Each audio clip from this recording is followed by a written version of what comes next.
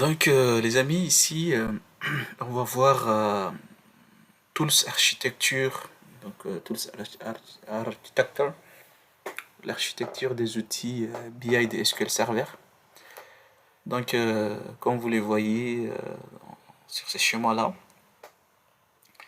l'architecture elle est divisée, elle est scindée en trois parties. On a la partie production, la partie back-end et la partie front-end. Ici, la partie production, bien évidemment, c'est les clients qui produisent, d'accord? Donc, c'est ça, on a les clients, donc un 2 3 4 etc. Ça, ce sont les clients. Mais les clients, ça peut être CRM, comme j'ai expliqué dans les vidéos précédentes. On, on aura des clients, tout ça, ce sont les clients. Donc, ça peut être une entreprise, une petite et moyenne entreprise, ou des industries, peu importe. Maintenant, ils produisent maintenant des données, bien évidemment, des données sous format de SGBDR, donc système de gestion de bases de données relationnelles. Et ce système de gestion de bases de données relationnelles qui est orienté une base de données transactionnelle et pas encore une base de données analytique, c'est ça ce que vous voyez comme OLTP. Donc tout ça, ce sont des bases de données OLTP, donc c'est relationnel, basé sur ce qu'on appelle une entité association ou entité relation. Maintenant, une fois les bases de données qui est alimentée des données provenant de ces clients-là, il y a ce qu'on appelle SQL Server Data ou Quality Service. Ça, c'est le SQL Server Data, on appelle ça DQS. DQS, c'est aussi, ça fait partie du produit Microsoft qui va nous permettre de faire ce qu'on appelle la qualité des données. Par exemple, s'il y a des redondances, il y a beaucoup de choses. Donc, aujourd'hui, il y a même un poste dans des entreprises qu'on appelle les gens qui font les MDM. MDM, c'est Master Data Management ou bien la gestion de la qualité des données en fait. D'accord? Il y a des gens qui sont spécialisés pour faire ce qu'on appelle la gestion de la qualité des données, les MDM, Master Data Management. Donc, une fois maintenant ces produits ou bien ces services offerts par Microsoft nous a déjà fait les minimums, c'est-à-dire nettoyer les données, on va passer à ce qu'on appelle les ETL. ETL, c'est on va faire ce qu'on appelle une extraction, d'accord? On va faire de l'extract, de la transformation et des chargements avec cet outil SSIS. D'accord? Avec cet outil SSIS là. Donc SQL Server Intégration Service. Donc on fait l'ETL avec l'outil SSIS. Ça c'est la partie backend. La partie derrière que vous ne voyez pas. Donc c'est Data Warehouse, entrepôt de données. Donc une fois maintenant on a fait le SSIS, on a extrait les données, on a chargé, on a transformé, on va passer au niveau des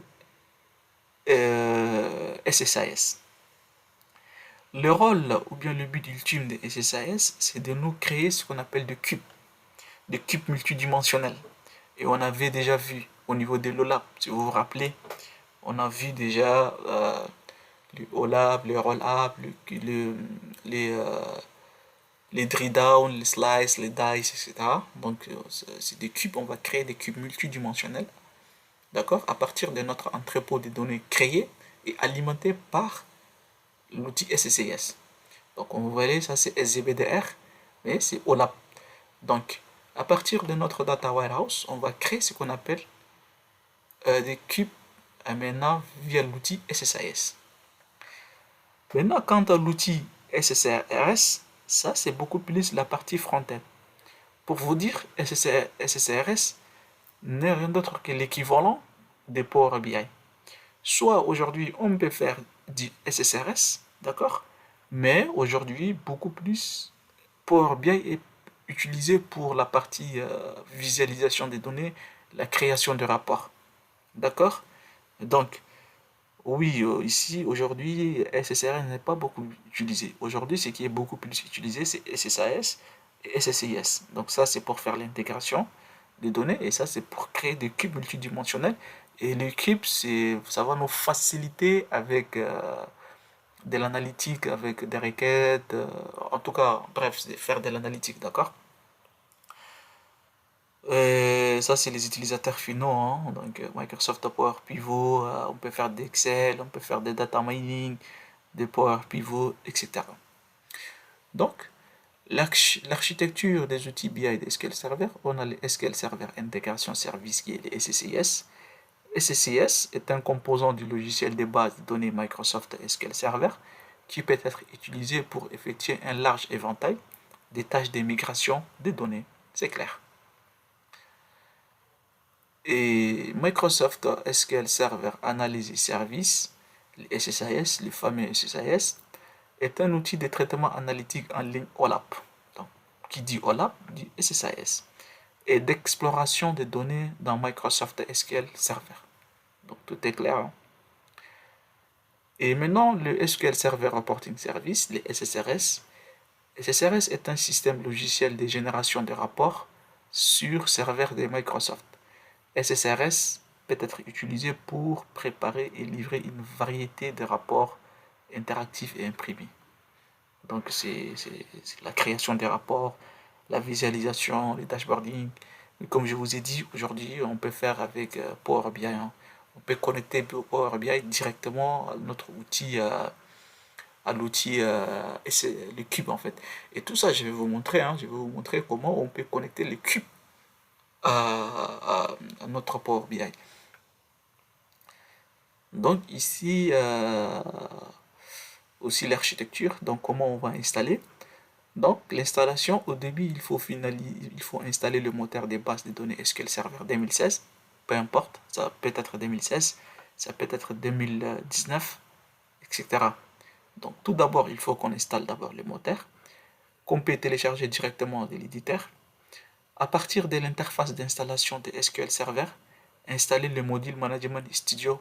Donc c'est le Management Studio, très important, pour pouvoir gérer les serveurs OLTP OLAP. Donc on va le module Management Studio qui va nous permettre de faire des OLTP et OLAP, donc de faire des SSIS, SAS. À partir de l'interface d'installation de SQL Server, installer le module Data Tools qui intègre les SSIS, SSAS et SSRS. Et on verra ça, tout ça au niveau de la partie, la BI par la pratique.